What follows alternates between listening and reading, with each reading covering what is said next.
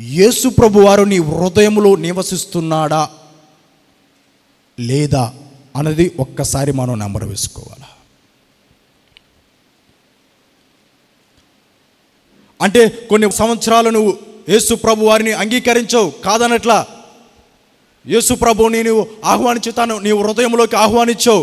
కానీ యేసు ప్రభు వారు ఈ రోజున నీ హృదయంలో ఉన్నాడా లేదా ఆలోచించావా? ఒక్కసారి ఆలోచించు. ఎవరైనా మన ఇంటికి చుట్టాలు వస్తే కొంచెం అన్కంఫర్టబుల్గా ఫీల్ అయితే వారి ఇంట్లో ఉంటారా? మన ఇంట్లో కొంచెం శుభ్రంగా లేదనుకోండి, మన ఇంట్లో ఉంటారా? కొంచెం ఎక్కడో ఒక గిల్టీ ఫీలింగ్ వచ్చేసి తొందరగా వెళ్ళిపోతానికి ఇష్టపడతారు. వాళ్ళు వచ్చారు, ఎందుకో వారికి నచ్చక వాళ్ళు మళ్ళీ తిరిగి వెళ్ళిపోయారు.